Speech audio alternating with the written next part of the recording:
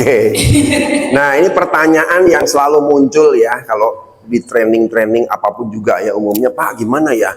Kalau bawahan oke, di bawah otoritas kita bisa langsung paksa.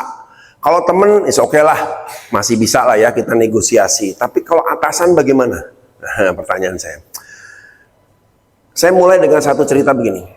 Dalam hidup ini ada 3 hal yang tidak pernah bisa kita rubah dan harus kita terima. 1, kita lahir dari orang tua siapa, nggak pernah tahu ya. Dan lahir di mana juga nggak pernah tahu tuh. Ya. Yang kedua, kapan kita meninggal juga nggak tahu. Yang ketiga, siapa atasan kita juga kita nggak tahu. Paham ya? Apa artinya? Harus nerima apapun kondisi atasan kita, ya. Kalau kita dapat atasan yang pas bagus gitu ya bersyukur. Kalau pas dapat atasan yang rada-rada, ya sudah, itu konsekuensi dari resiko kita. Nah, gitu. Saya sering kali ngomong begitu, kenapa coba? Ada hal yang kadang-kadang kita nggak bisa lakukan apa-apa ya, karena beliau punya hak prerogatif mengatur, mengendalikan dan sebagainya. Tapi sebenarnya gini, kalau saya dari pengalaman ya. Bagaimana menunjukkan beliau juga manusia, ya. Kalau kita tahu caranya, contoh kalau kita punya atasan yang dominan, ya ini trik-triknya kembali ke DSC ya salah satunya. Kalau kita punya atasan yang dominan, kira-kira gimana cara pendekatannya? Ayo, ada yang bisa? 100.000 nih, atasan yang dominan. Atasannya dominan, pokoknya harus beres, pokoknya. Cara pendekatannya gimana? Oke, Pak Himawan, silakan. Terima kasih pagi Pak Andreas. Iya, selamat pagi. Dengan karakter yang dibawa oleh pimpinan yang dominan, mungkin kita sebagai bawahan itu lebih banyak itu lebih memahami dan ibarat kita mengetahui memang itu sifatnya. Dan itu karakternya. Jangan dibawa ke bawah sadar kita itu kalau kita dibawa lebih dominan. Kalau kita sama dominan, jadi otomatis atasan seperti karakter itu kita mungkin membalance-nya itu dengan isi kekurangan dia. Jadi kekurangan dari dominan ini kita isi, nanti yang kelebihan dia kita optimalkan. Seperti itu. Oke, 100.000 buat Pak Himawan, gitu ya. Nah, ini bagus nih ya. Jadi memang kita harus memahami karakter dulu ya. Jadi contoh ya, kalau orang ini kan ada 4 ya, 1, 2, 3, 4 ya. Kan D, I, S, C. Tadi yang dibilang ya, masing-masing karakter itu punya cara kita mendekatinya. Ya, jadi tidak semua orang tuh, aduh ini orangnya tipe begini, gimana cara ada pendekatannya. Sekarang saya tanya, orang dominan apa sih yang diharapkan? Apa yang diharapkan orang dominan? 1, cepat. Buat dia nggak terlalu penting proses, yang penting cepat hasilnya. Yang kedua, prestasi. Beliau orang yang sangat sangat kuat dalam hal saya ingin menghasilkan sesuatu, saya ingin memberikan prestasi yang lebih. Nah, ini tipenya begitu ya. Yang ketiga apa tipenya? Tegas. Saya nggak suka lambat-lambat, pengennya segera putuskan. Nah, tipenya begini ya. Kita lihat dulu ya satu-satu ya. Orang influence, atasan model influence yang dalam konsep benak beliau apa? Optimis, tuh ya, 50.000 ya, optimis. Apalagi? Ini juga percaya diri. Bedanya apa percaya diri? Relasi. Ini relasi nih. Dia senang sama anak buah yang bisa apa ya, supel gitu lah. Oke ya, saya kalau jadi atasan orang influence. Saya kalau ngelihat bawahan saya yang agak pendiam, saya bingung. Wah, gimana caranya ya? Tapi kalau saya punya bawahan yang super, Bu, gimana? Suster, gimana? Iya nih begini-begini, seneng. Karena cocok gitu ya. Dia seneng bangun relasi. Apalagi?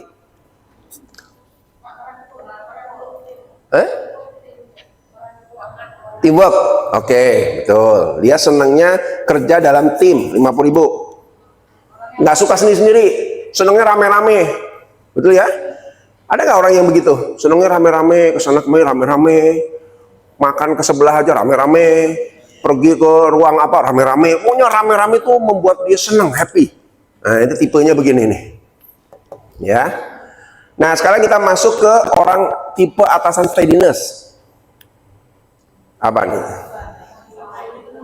Hah? Sulit berubah itu gimana maksudnya? Hah? Belum tepat. Apa? Belum tepat. Bukan soal nggak berubahnya ya, atau mungkin, oke, boleh juga ya. Ini tadi benar juga ya. Ini sudah berubah 50-50 ya. Orangnya kaku, ya nggak segera bisa. Jadi kalau kita punya atasan tuh jangan, kalau mengajukan masalah tuh jangan jumping ya, jangan loncat-loncat. Bu, kita punya masalah ini bu, juga masalah ini bu, juga masalah ini bu. Stres dia. Kebanyakan masalah. Harus satu dulu pak. Ini kita ada kendala begini pak. Ini masalahnya begini pak. Gimana ya cara menghadapinya? Nanti udah selesai, beliau memberi, oh jangan, jadi gini aja ya, sebaiknya begini. Oke. Pak, ada masalah yang kedua pak. Nah, itu benar. Karena dia nggak bisa loncat-loncat begitu tuh berpikirnya. Harus satu gitu kan ya. Apalagi? Nggak, ini kaitan sama atasan. Sistematis, oke, good, boleh sistematis. Makanya kayak kita bicara dengan beliau juga harus sistematis, gitu ya. Terus ada yang penting nih, sabar. Oke, boleh 50.000. Tapi ada satu S juga nih, bahasa Inggris. Safety player. Buat dia rasa aman tuh penting. Jadi ketika dia harus memutuskan sesuatu, misal bawahan Pak, jadi ini gimana ya? Oh, dia mikirnya lama. Sebentar. Ini akan bermasalah nggak ya? Ini akan beresiko nggak? Ini akan begini. Jadi kita nganggapnya, kok lama bener sih keputusannya? Bukan, karena dia harus mengakses dulu. Ini menimbulkan bahaya nggak? Nah, jadi orangnya sangat concern di safety. Lalu kalau yang C? Kritis, good, 50.000. Kritis. Apalagi? Konsisten, 50.000. Konsisten. Ya, hati-hati, 50.000. Hati-hati. Ada satu, bagi dia itu penting sekali. Depannya P. Depannya R. Prosedural. Nah, ini ya. Ini minimal membantu lah. Dari pengalaman saya ya, saya dulu pernah punya 4 pimpinan di atas saya langsung ya. 2 level GM, 2 level director, ya kan? Tapi berkat saya memahami ini, sampai detik saya setiap keluar perusahaan, saya tidak pernah punya konflik yang terlalu besar. Karena saya sadar, oh beliau ini orangnya seperti ini, pendekatannya harus seperti ini, gitu ya. Bahkan beberapa, semua tipenya ada kebetulan, ya. Nah, sekarang kita ngadepin tipe dominan gimana? Tipe dominan itu tidak suka dibantah di depan orang lain. Jangan pernah membantah di depan orang lain. Apalagi itu ya. Jadi kalau begitu di forum misalnya ya, beliau lagi ngomong gitu ya, kita jangan, Pak, menurut saya itu tadi agak salah Pak. Oh, ngamuk dia. Ya gua kita manggut-manggut dulu, ya Pak. Iya baik Pak, salah benar bilang dulu. Nanti kalau kita mau negor perlahan-lahan dengan cara coaching, pas tadi di luar forum, ya misalnya Pak, saya ada ide nih Pak. Tadi Bapak kan menyampaikan ini. Kalau boleh saya ngasih ide gini, ini kayaknya lebih pas Pak. Oh gitu ya? Ya sudah, boleh, jalanin aja. Nah, biasanya beliau lebih terima. Tapi kalau membantah di depan orang lain, apa yang terjadi? Ngamuk dia. Nanti besok-besok kamu sembarangan, nggak boleh kamu debat depan saya, depan orang lain ya. Itu kan nggak etis, segala macam. Jadi kena omel kita nanti. Nah, ini tipe D. Ya, satu, jangan bantah depan orang lain. Ya aja dulu. Nanti kalau saatnya tepat, momentumnya tepat, kita ngomong dan beliau senang. Coba lihat. Jadi anak kesayangan. Saya pernah jadi anak kesayangan orang dominan tuh. Saya bukan orang dominan ya, orang steadiness ya. Tapi saya bisa menghandle atasan dominan karena apa? Saya tahu timingnya, di mana saya harus masuk, di mana saya harus memberi masukan, di mana saya jadi diem. Ya Pak, siap Pak, oke Pak, beres. Nah, ini menghadapi tipe atasan seperti ini. Jadi kalau dibilang apakah kita bisa coaching? Bisa, dengan seni. Bukan coaching langsung ya, bukan Pak, mohon maaf, bisa menghadap saya. Jadi Bapak begini ya, wah ngamuk atasannya, apa kamu coaching? Mentang-mentang baru coaching, atasan di coaching, nggak bisa. Tapi bisa menggunakan cara-cara yang halus, ya. Gimana kita bisa meyakinkan beliau bahwa ini kurang tepat, bagusnya begini dan lain sebagainya. Nah, ini tipe menghadapi mengcoaching atasan secara informal. Kalau saya bilang informal ya, nggak bisa formal, ya kan? Lalu yang kedua, kalau tipe atasan yang dominan, itu kita harus seperti motor nyebrang jalan. Gimana coba motor nyebrang? Kalau kita nyebrang jalan naik motor, kan di depan ini padatnya, main potong begitu beresiko ditabrak gak? Harusnya gimana? Supaya aman. Bukan, lihat kanan kiri juga. Tapi kalau motong itu biasanya ngikutin arus dulu. Oh, ke sini. Nah, jadi iya dulu aja. Oh iya Pak, iya betul Pak, setuju Pak. Ikutin arus dulu. Nanti satu titik, begitu beliau udah percaya sama kita, udah lebih tenang. Pak, nah ngomongnya juga jangan berlawanan. Pak, ide Bapak bagus nih. Boleh nggak saya tambah ini, supaya lengkap gini. Boleh juga ya. Ya sudah deh. Nah, baru belok. Itu teknik-teknik ya. Beliau nggak ngerasa kita melawan, nggak ngerasa kita head to head berhadapan. Yang dia rasa kita membantu, mensupport, menambahkan, membuat dia punya perahu. Nah, ini seninya menghadapi. Lalu kalau kita punya atasan influence, kan sering diajak ngobrol ya. Ayo sini, ngobrol, ya kan? Semenit, 2 menit, 30 menit, 1 jam. Ada yang begitu. Aduh, ini saya lagi tugas diajak ngomong, mau lari susah ini, gitu kan ya? Nah, gimana caranya? Ya memang kita fleksibel. Ya, jadilah orang yang supel, yang update dengan pengetahuan. Karena beliau kan kalau cerita, coba lihat, suka lompat-lompat ya, nyeritain ini, isu ini, ada itu, ya kita dengerin. Iya Bu, benar juga Bu ya, saya dengar juga begitu Bu. Iya di klinik ini saya dengerin itu Bu, betul. Nah, kalau dia punya teman ngobrol yang pas, coba lihat, disayang juga gitu jadi anak buah. Nah, kalau kita sudah dipercaya oleh tipe atasan yang influence, apa yang dilakukan? Ide apapun beliau nggak akan susah. Pak, kalau gini gimana? Udah, pakai sana, minta usulan. Udah pasti, karena sudah klik, ya. Tapi kalau kitanya diem, ya Bu, nah dia paling nggak suka tuh. Ya Bu aja. Ada ide nggak? Nah, dia senangnya interaktif. Ini tipe atasan yang influence, ya. Kalau punya atasan steadiness gimana? Pak, jadi gimana keputusannya ya? Sebentar ya.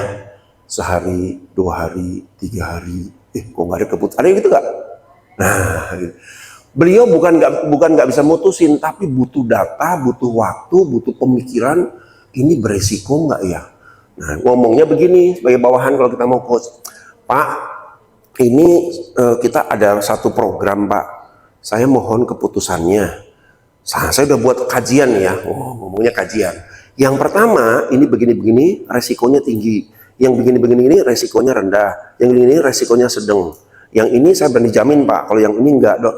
Dengan kita menjelaskan semua resiko-resiko itu, dia akan bisa memilih dengan cepat. Ya sudah, pilih yang ini aja deh. Siap Pak. Nah, selesailah program kita. Karena beliau butuh membuat decision itu butuh diyakinkan oleh kita juga sebagai bawahan. Ya bisa bawahan meyakinkan dengan tadi itu menjelaskan resikonya apa, kalau ini apa dan sebagainya. Nah, ini tipe atasan yang steadiness. Coba lihat keputusannya bisa cepat. Tapi kalau Pak, ini ada program mohon keputusannya Pak ya. Udah seminggu 2 minggu nggak beres-beres tuh. Dia juga pusing, aduh gimana resiko nggak nih ya, lagi mikir, waduh bahaya nggak ya. Nah kasih gitu, kasih keyakinan, kasih bahwa ini bisa dilakukan, ini bisa cepat, ini nggak berisiko. Ya, saya punya juga atasan begini. Selap seminggu 2 minggu, waduh udah ditunggu-tunggu, mana nih urusan karyawan udah mau demo, ini kok lama bener gitu kan ya, gimana caranya ya. Akhirnya saya buat kajian A, B, C, ini begini, ini begini, begini. Ya sudah, ambil aja yang ini. Nah, dia tinggal tunjuk, tidak lagi berpikir panjang, lagi tinggal tunjuk mana ya, gitu ya. Kalau punya atasan yang compliant gimana? Supaya kita bisa meng-coach beliau pelan-pelan. Ingat apa? Orang yang sangat prosedural. Jadi teman-teman harus kuat di data. Kalau dipanggil, makanya beli tas ya, tas gambling yang gede itu, isinya semua data. Jadi begitu dipanggil, Bu sini, siap. Udah bawa tas. Ini gini, saya mau cek dulu, ini bener nggak? Oh ada Bu datanya. Yang ini ada datanya. Kalau dikasih data lengkap, dia seneng. Ini anak saya nih hebat nih. Betul nggak? Karena buat dia tuh kita nggak bisa ngomong asal-asalan, nggak bisa ngomong ragu-ragu, harus pasti, gitu ya. Jadi otak itu kayak penggaris gitu ya, lurus, lempeng gitu ya, nggak bisa miring kiri, miring kanan, lempeng. Jadi harus data, ya. Dan teman-teman nggak bisa bilang gini, misalnya Bu siapa nih? Bu Resi, data ruangan yang ini yang tahun bulan kemarin berapa ya? Kalau nggak salah ya Pak ya, kira-kira nih Pak ya, mungkin, ngamuk dia. Kok kira-kira dan mungkin? Karena orang compliant tuh nggak bisa nerima kata mungkin, kira-kira. Berapa? Kurang lebih 30 sekian. Nah sekian itu berapa? Dikejar terus. Ada yang begitu? Nah itu tipe. Tapi kalau kita ngomong 37 Bu, 37,5 Bu, oh seneng dia. Yakin tuh, yakin. Oke sip. Nah, tadi pertanyaan suster, bisa nggak kita meng-coach atasan dari berdasarkan pengalaman saya? Bisa, tapi secara informal, nggak terasa, tapi beliau sebenarnya kita sedang coach ya, pelan-pelan. Karena ada juga tuh, ini hampir semua ya model atasan saya sampai detik terakhir yang dominan ini patuh sama saya. Saya nggak sadar ya, karena setiap apa-apa, Andreas gimana? Pak, saya ada ide gini. Ya udah, oke. Dia percaya sekali. Tapi awalnya setengah mati meyakinkan beliau. Berarti saya berpikir, oh kita bisa kok meng-coach atasan perlahan-lahan, secara informal, dengan teknik, dengan cara tertentu, sesuai dengan karakter masing-masing. Gitu kira-kira. Ya. Coba saya mau tes dulu ya, buat latihan ya. Saya kira-kira mau jadi, ini tes. Suster Maria. Nah, saya atasan ceritanya. Jadi kalau di ibu atasannya siapa? Kepala ruangan. Kepala ruangan. Ibu nanti tebak dulu ya. Kira-kira saya tipe apa? Bu, itu data yang kemarin mau saya pakai meeting tuh ya, data yang ruangan kemarin. Udah selesai atau belum Bu ya? Sudah Pak. Terus gimana? Saya menerima datanya gimana nih? Kok saya belum terima sampai udah tanggal tengah? Iya Pak, saya lupa email ke Bapak Pak. Saat ini saya email langsung ya Pak. Nah coba email sekarang. Oh, iya, saya butuh data karena sore itu meeting sama direksi. Iya Pak. Bisa diselesaikan? Bisa. Terus? Saya kirim sekarang Pak datanya. Tipe apa kira-kira? Yang C. Compliant. Compliant.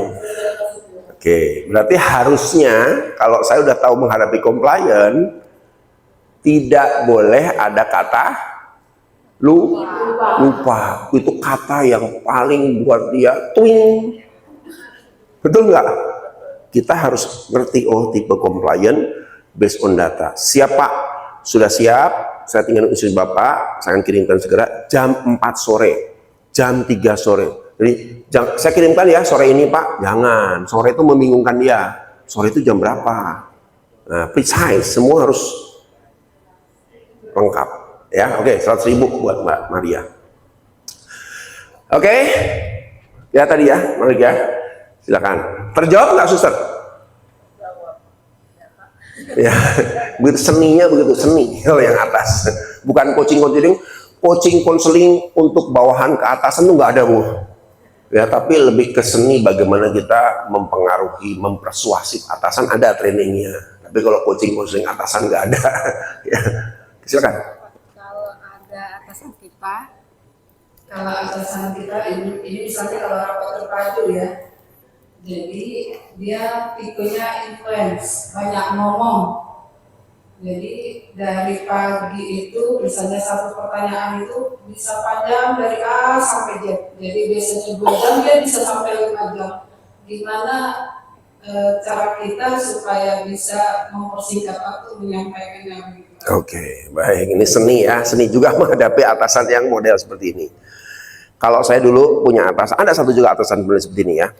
Kalau saya ke ruangan beliau, saya tidak pernah duduk. Posisinya dekat-dekat pintu. Serius, ini ada seninya juga, dekat pintu, ini pintu kan ya. Kan kalau orang-orang duduk, nah kalau duduk bisa lama nih, diajak ngomong ke sana kemari.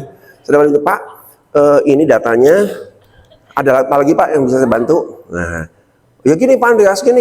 Nah, geser ke pintu, deketin pintu, gitu Pak ya. Pak, mohon maaf, ini kebetulan saya ada meeting lagi, 5 menit lagi. Mohon maaf ya, langsung kabur. Kalau kita duduk, habis kita. Sejam 2 jam diajak diceramahin macam-macam. Nah, ini seninya saya dulu ya. Boleh ditiru, boleh enggak. Ya kan? Tapi kalau menurut saya, ya gimana kita ini. Yang kedua, sebenarnya kita juga boleh menginikan beliau dengan alasan bahwa, oh Pak, mau 5 menit saya ada tugas Pak. Boleh nggak, masalah sih sebenarnya. Rasanya sih kalau dari pengalaman saya iya. Jadi saya mohon izin dulu gitu Pak, mohon izin. Kebetulan saya ada tugas sampai jam. Tapi kalau rapat resmi ya jangan. Ini rapat resmi, terus kabur ya jangan. Maksudnya kalau dipanggil perorangan. Kalau rapat kan tergantung rapat. Oh jadi satu. Oh ya, ya boleh juga sih. Tapi kan agak kurang elok gitu ya. Kasihan beliau nanti lagi di depan tulis begini begitu balik. Loh, kemana semua ini? Kan kasihan gitu kan ya. Rasanya kita mulai belajar berbicara itu asertif. Karena nah sekarang saya tanya, dari 1, 2 orang, ada 4 orang ini, mana yang mudah tersinggungan dan sensitif, mana yang cuek aja kalau kita ngomong apa adanya. Coba, yang ini kalau kita ngomong apa adanya, cepat emosi tapi cepat reda. Emosinya blek. Dan sering lupa, udah itu lupa, dia udah marah-marah lupa. Nah ini hebat nih orang ini nih. Makanya saya bisa cocok sama orang ini, kenapa? Beliau nggak pernah dendam. Ya, yang ini nggak pernah, santai aja. Oh gitu ya, oh ya sudah, ya, bye bye. Betul nggak? Cuman kitanya udah ketakutan dulu. Aduh jangan. Padahal nggak, beliau ringan aja. Apalagi kalau kita udah punya keperluan, dia dengan ringan bilang oke, baik, sampai ketemu ya, udah selesai. Kalau yang ini cenderung cuek, ya. Kalau yang ini hati-hati. Ini agak-agak suka dendam. Pokoknya dia ingat-ingat nih. Awas ya, kamu lari dari ruangan meeting, awas ya. Ini kalau yang ini aman kok, nggak pernah ada masalah saya dengan orang-orang ini. Kalau yang ini hati-hati, ya. Karena kalau nanti kita izin misalnya, Pak, mohon maaf, saya ada tugas. Tugas apa? Tugas di ruangan. Tugasnya apa? Dengan siapa? Nah, jadi rinci nanyanya. Kalau kita cuma ngarang-ngarang, habis kita diomelin. Oh kan, kamu mau kabur dari saya tuh, bukan mau kerja. Nah, jadi gitu nanti. Nah ini tipe orang C. Gitu kira-kira gambarannya. Ya, awas ya, jangan besok ditiru. Begitu masuk ruang beliau di dekat pintu ya, begini siap, begini lagi posisinya. Ya Pak, ada apa Pak? Oke, siap Pak. Gitu ya tadi ya. Tapi kalau dalam ruang meeting, kalau saya sih, kalau dia ternyata tipenya influence, nggak tersinggungan kok. Pak, mohon maaf, saya ada tugas Pak. Oke, nggak apa, beliau nggak ribet. Kalau saya pribadi, saya mengacu kepada saya ya. Saya itu sebagai leader di kantor, saya bilang begini, kalau sudah urusan klien, kalian boleh cut saya. Cut itu artinya, Pak saya burunya, boleh. Gitu ya. Even meeting sekalipun juga boleh dibubarkan kalau sudah urusannya klien. Kenapa? Kenapa coba? Karena perusahaan kan tergantung orientasinya ya. Ya, kalau rumah sakit beda lagi, Bro. Selain kalau kita bicara pasien, yang kedua bicara safety. Ya, di perusahaan-perusahaan luar, di rumah sakit luar, kalau sudah safety, boleh bubarkan training, bubarkan meeting hanya untuk safety patient. Karena itu core number one kita di bisnis kita. Gitu ya. Jadi kalau tadi dibilang sampai batasan mana sih? Nah, ini tergantung atasan ya. Karena kalau di BUMN terbolak-balik tuh, klien nomor sekian. Seringkali kalau udah meeting sama atasan tuh, semua takut aja, aduh, padahal ada konsumen nungguin, gimana ya. Karena saya pernah juga tuh, kita sebagai konsumennya mereka ya, Pak, ini mohon keputusan, training kan besok, bisa ada jawaban nggak? Pak, maaf, lagi meeting sama direksi, waduh. Padahal training-trainingnya mereka, saya hanya supporting sebagai vendor gitu ya. Udah deket-deket waktu, waduh, kita nggak ada waktu juga kan. Pesawat belum ke issued, ini belum ke issued, lah saya jadi bingung berangkat atau nggak. Telepon lagi, mohon maaf Andre, direktur masih bicara. Nah, ini kan jadi salah kaprah ya. Padahal kalau sudah bicara tentang, ini besok ada training nih, dia harus berani untuk ngomong sama beliau, Pak, mohon maaf, boleh saya keluar sebentar untuk memastikan ini ada vendor mau berangkat. Di BUMN nggak berani Pak, strukturalnya kaku sekali. Nah kalau di rumah sakit, saran saya, satu kalau sudah berkaitan dengan safety patient, kedua sudah berkaitan dengan patient, itu service ya, semua harus mengabaikan hal apapun juga untuk kita fokus kepada itu. Nah itu yang benar konsepnya, gitu ya. Sehingga ketika kita memilih tadi ya, kalau atasan misalnya contoh mengarahkan sesuatu, tapi kita merasa bahwa ini kayaknya agak sedikit melenceng dengan target kita sebagai rumah sakit ya. Berarti saya harus berani untuk menyampaikan, baik atau buruk, suka atau tidak suka. Soal keputusan memang kita nggak bisa apa-apa, tapi kita harus mulai berani menyampaikan, Pak, mohon maaf, ini kaitan sama keselamatan pasien, boleh nggak seperti ini? Nah, tapi kalau yang lain ya silakan, itu tergantung kebutuhan masing-masing departemen ya. Tapi kalau misalnya dua itu, kayak kalau di tambang, saya ingat di perusahaan tambang ya, saya pernah ngaji satu perusahaan tambang. Pak, di sini safety itu nomor satu, Nyupir kendaraan di tambang itu tidak boleh lebih dari 60 km per jam dan lain sebagainya. Saya waktu itu pas ngajar di hari pertama, lagi ada kasus besar.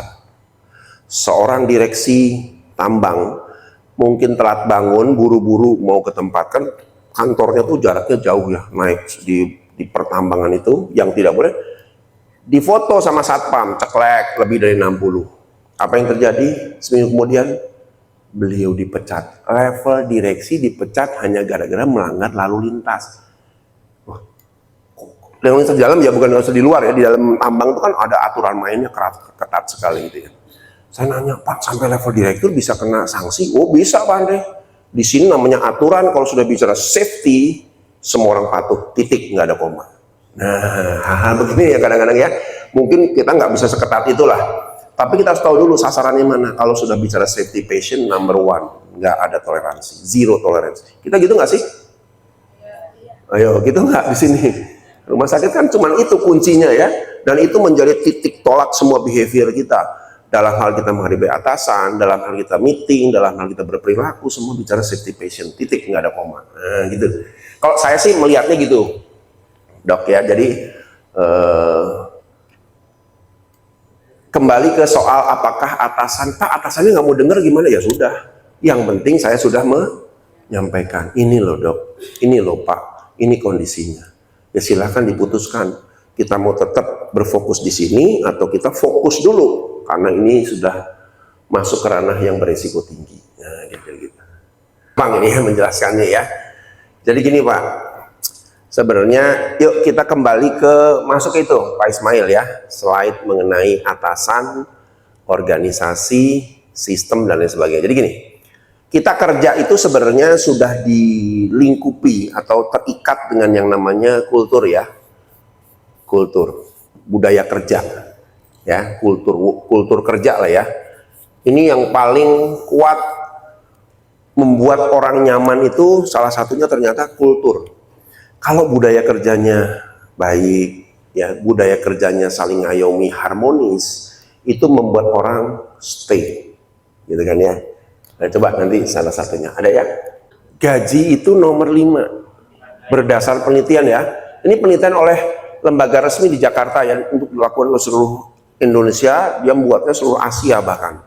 Ternyata gaji itu menjadi faktor yang membuat orang tetap stay di satu perusahaan, itu nomor 5, ranking kelima. Berarti ada, tapi rankingnya bukan 1. Gitu ya. Kita seringkali berpikir, wah kayaknya bawahan sana nih, yang kemarin saya ingat ya, bawahan sana nih pengen gaji naik nih, supaya dia semangat. Enggak. Berapa banyak gaji yang diberikan ternyata tidak meningkatkan perilaku, tidak meningkatkan motivasi, karena kita lupa manusia itu bukan sekedar semata-mata di situ. Apalagi orang-orang yang sudah melewati teori Maslow, ingat apa? Sandang, pangan, papan, colokan. Nah, udah lewat itu ya udah, dia nggak mikir lagi ke situ, mikirnya rasa aman. Nah, rasa aman itu dapatkan dari kultur. Kultur rasa aman. Oh, saya enak ya di sini, dibantu, disupport, harmonis. Perasaan aman tuh muncul di level yang lebih tinggi, gitu ya. Yang kedua apa? Nah, ini kan ya, kultur ya. Yang kedua apa? Ntar saya sambungin ke sini ya. Kedua, sistem. Makanya SOP itu bisa menjadi sumber banyak permasalahan di rumah sakit itu stuck. Karena kita tidak pernah mengevaluasi SOP-SOP yang ada. Kan sering orang jadi frustasi ya. Aduh, kok jadi ribet begini sih? Tapi SOP-nya begini. Padahal SOP itu bukan kitab suci. SOP itu bisa kita rubah, kita perbaiki, kita sesuaikan dengan kondisi yang ada. Ya. Di BUMN kemarin saya baru tahu, Pak, ini SOP kapan Bapak terakhir buat, Pak? Tahun 2007, bayangin. 2007 masih dipakai sampai 2003. Saya tanya, banyak yang frustasi nggak dengan SOP? Banyak Pak yang komplain, lah dirubah dong. Bukan buat SOP bangga, wah ada SOP kita. Jangan, SOP itu sesuatu yang memandu kita. Kalau dianggap sudah nggak cocok, yuk perbaiki sesuai dengan situasi, dengan kondisinya. Jadi yang kedua adalah sistem. Ya. Sistem bisa macam-macam, sistem SDM, sistem kerja, operasional, dan sebagainya juga ini berkaitan dengan sistem. Ya. Dan sistem itu ternyata nomor 3. Budaya nomor 2. Nomor 1 apa sih? Yang membuat orang tetap stay di satu perusahaan. Ayo, nomor 1.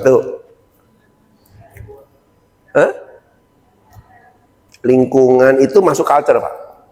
Kultur itu lingkungan. Nomor 1 apa kira-kira?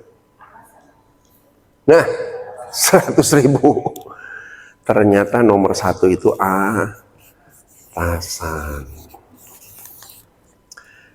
Saya dulu kan kalau di sini saya nggak tahu ya, ada nggak yang namanya exit interview?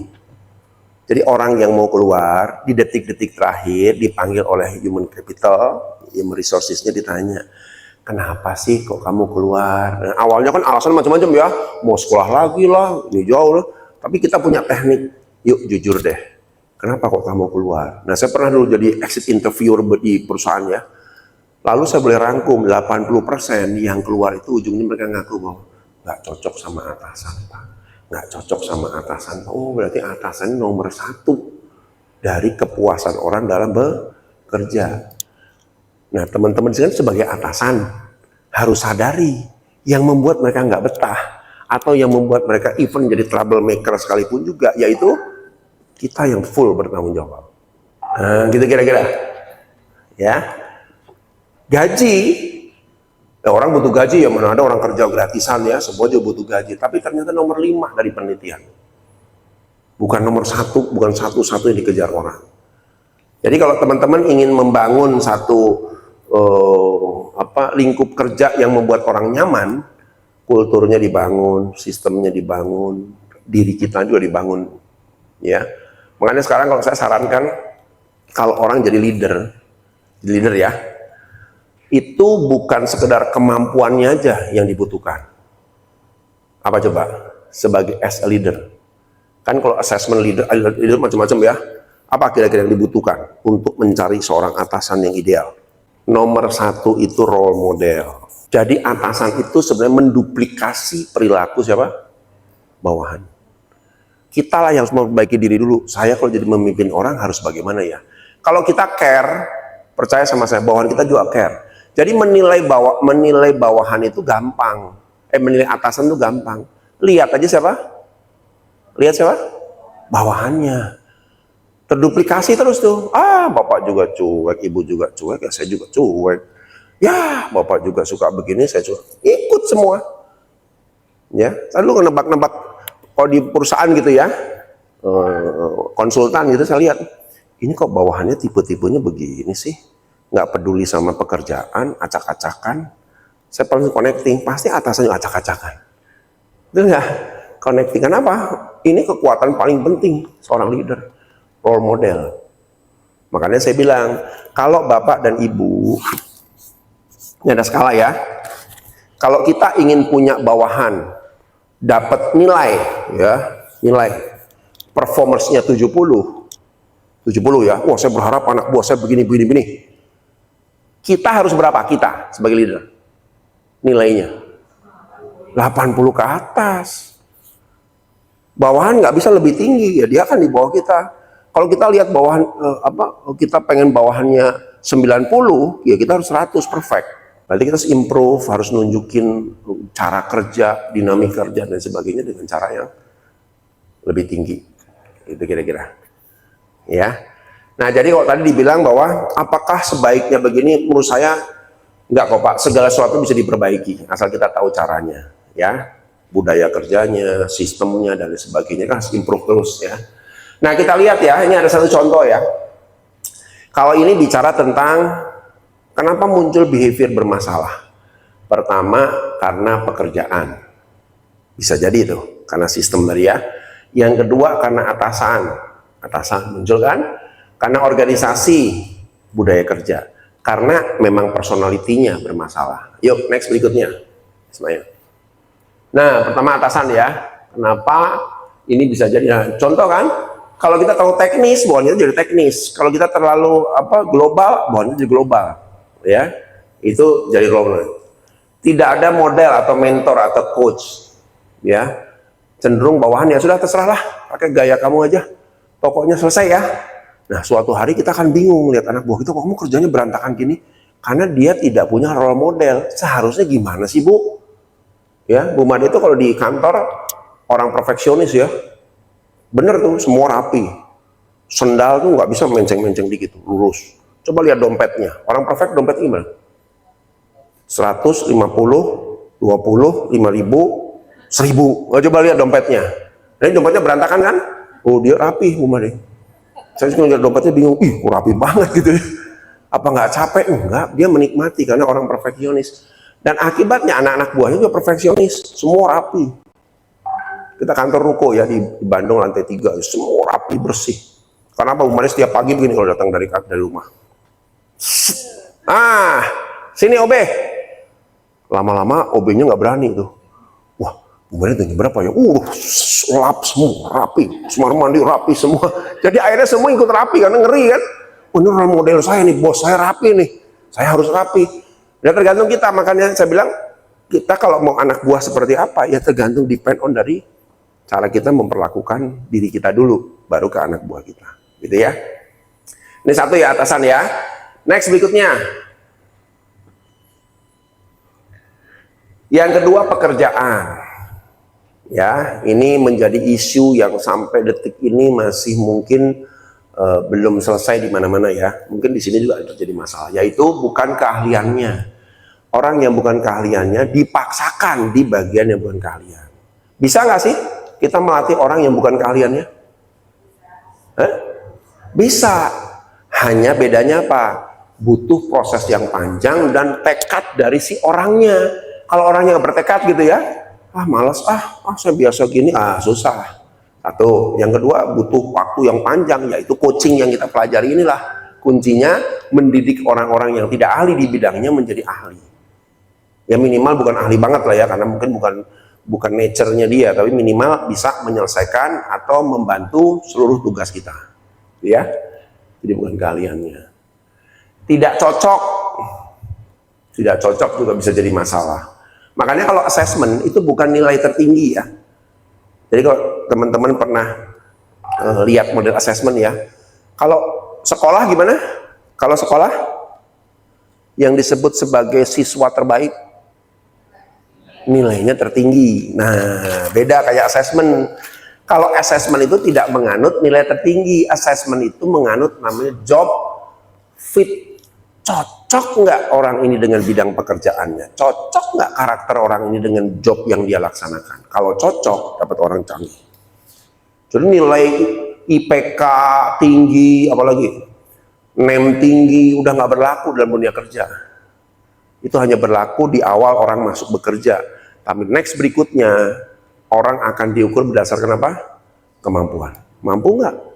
Pak, tapi saya NEM saya 3,9 loh. Nggak peduli. Bisa nggak jadi perawat yang bagus? Betul nggak? Kan nggak ditanya NEM ya. Ibu Tanti udah berapa lama di sini? 34 tahun. Pernah nggak ditanya NEM? Ibu NEM-nya berapa sih? Udah enggak ya? Nilainya berapa sih? Enggak. Karena NEM itu udah nggak berlaku lagi. Itu hanya sebagai syarat masuk pekerjaan. Tapi sudah bekerja, semua diukur misalnya potensi. Makanya assessment pun sama. Kita nggak ngukur nilai tinggi. Yang kita ukur cocok nggak nanti ini di bidang sebagai perawat. Lihat profilnya. Wah cocok. Orangnya care, orangnya detail, administrasinya bagus, cara berpikirnya analitis, terus sama pasien juga ramah, cocok. Nah gitu. Jadi kita nggak menilai dari tingginya nilai, gitu ya. Terus ini juga sama ya. Pekerjaan yang tidak dipersiapkan dengan baik. Ya. Next berikutnya. Yang berikutnya organisasi, ini budaya ya. Fasilitas yang kurang memadai. Nah, seringkali saya melihat gini, ada anak buah disalahin. Ya, kamu begini. Tapi lupa problem dia tuh bukan soal kemampuan, tapi soal